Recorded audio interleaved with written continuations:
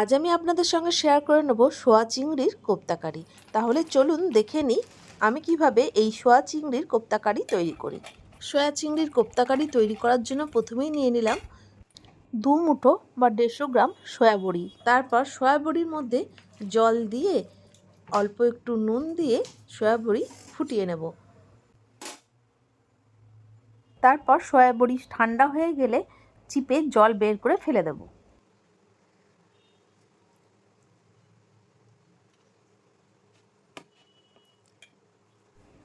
আর নিয়ে নিলাম 300 গ্রাম বড় সাইজের চিংড়ি মাছ।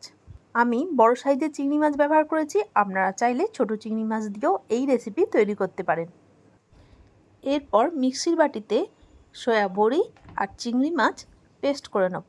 তার জন্য মিক্সির বাটিতেই দিয়ে দিলাম জল চিপে নেওয়া সয়া বড়ি আর তার সাথে চিংড়ি মাছ, 1 ইঞ্চির মতো আদা কুচি, 7 থেকে 8 কোয়া রসুন, 5 থেকে 6টা কাঁচা লঙ্কা। আপনারা যেরকম ঝাল পছন্দ করবেন সেই অনুযায়ী লঙ্কার পরিমাণ বাড়িয়ে বা কমিয়ে নেবেন। তারপর অল্প জল দিয়ে মিহি করে পেস্ট করে নিলাম।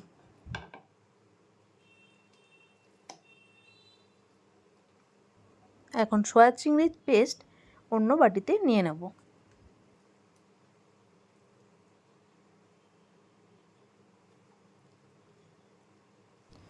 তারপর সয়া চিংড়ি পেস্টের মধ্যে দিয়ে দেব একসাথে বেটে নেওয়া পেঁয়াজ ধনেপাতার পেস্ট 2 চামচ।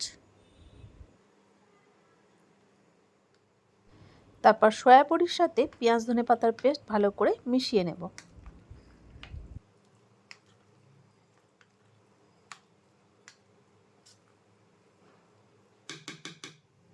তারপর দিয়ে দেব 2 চামচ কর্নফ্লাওয়ার,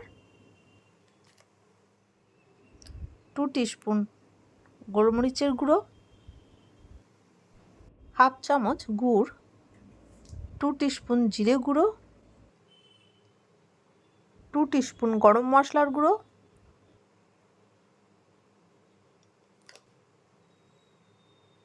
2 টিস্পুন ধনে গুঁড়ো, 2 teaspoon Kashmiri red chilli powder, 1 teaspoon হলুদ গুঁড়ো, পরিমাণ মতো নুন আর একটা ডিম। তারপর সমস্ত উপকরণ সয়া বড়ি চিংড়ির সাথে ভালো করে মিশিয়ে নেব।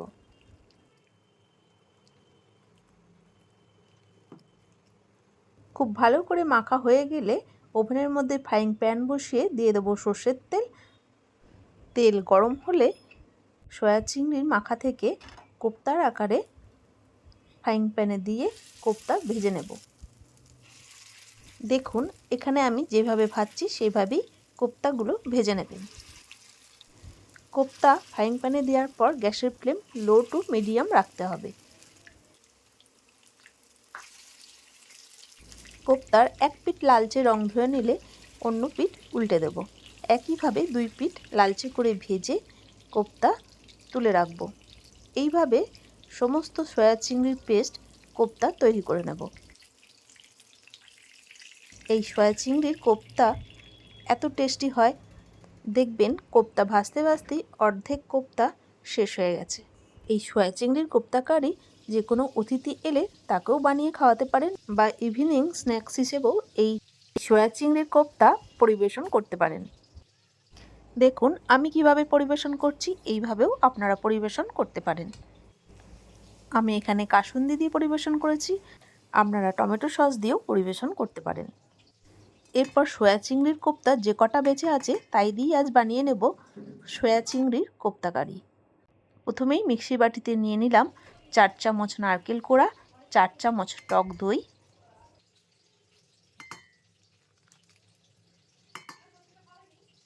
আর নিয়ে নেব গোটা গরম মশলা, এলাচ, লবঙ্গ, দারচিনি। তার সাথে দিয়ে দেবো হাফ কাপ দুধ। এখন মিক্সির ঢাকনা আটকে মিহি করে পেস্ট বানিয়ে নেব। এখন নারকেল, দই, গরম মশলা আর দুধ দিয়ে পেস্ট রেডি। অন্যদিকে কোপ্তা ভাজার তেল পড়েছিল, তার মধ্যেই দিয়ে দেবো 2 চামচ কোকোনাট অয়েল। আপনাদের কাছে যদি কোকোনাট অয়েল না থাকে তাহলে দিয়ে দেবেন 2 চামচ গাওয়া ঘি। তারপর তেল গরম হলে তেলের মধ্যে দিয়ে দেবো 2 টিস্পুন জিরে ফোড়ন, 2টো তেজপাতা, একটা শুকনো লঙ্কা। তারপর ফোড়ন তেলের সাথে নাড়াচাড়া করে সুন্দর গন্ধ বের হলে দিয়ে দেবো 2টো মিডিয়াম সাইজের টমেটো। গোল গোল করে কেটে দিলাম যাতে খুব তাড়াতাড়ি নরম হয়ে যায়।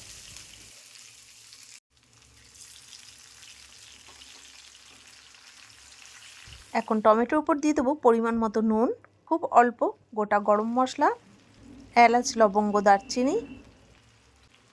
এরপর দিয়ে দেবো 1 টিস্পুন কাশ্মীরি গুঁড়ো লঙ্কা, খুব সামান্য হলুদ গুঁড়ো, 2 টিস্পুন জিরে গুঁড়ো,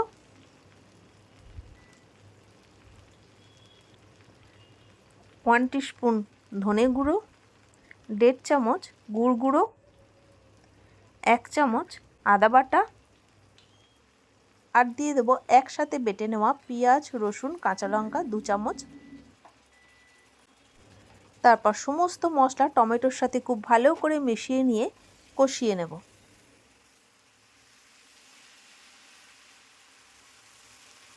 মশলা খুব ভালো করে কষানো হয়ে গেলে আগে থেকে নারকেল দই দিয়ে পেস্ট করে নেওয়া মশলা এখন কষানো মশলার উপর দিয়ে দেব।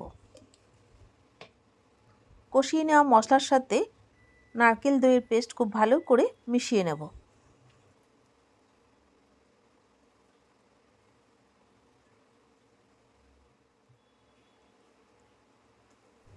ভালো করে মিশিয়ে নেওয়া হয়ে গেলে যখন মশলা ফুটে উঠবে তার মধ্যে দিয়ে দেবো আগে থেকে তৈরি করে রাখা সয়া চিংড়ির কোপ্তা।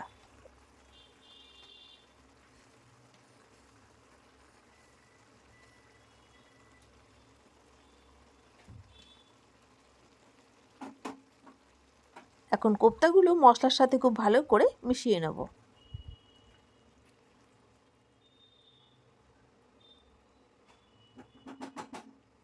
তারপর খুব সামান্য মিক্সির বাটি ধোয়া জল কোপ্তার উপর ঢেলে দেব।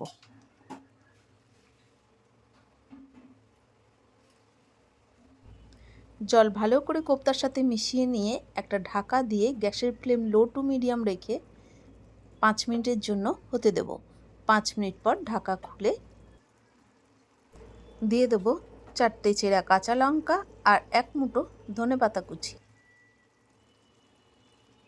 তারপর কাঁচা লঙ্কা আর ধনেপাতা কুচি খুব ভালো করে মিশিয়ে নেব।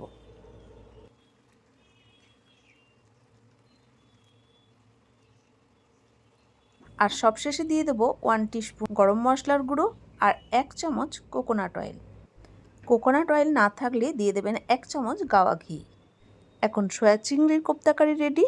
গরম রুটি, ভাত, পরোটা যে কারোর সাথেই পরিবেশন করতে পারেন।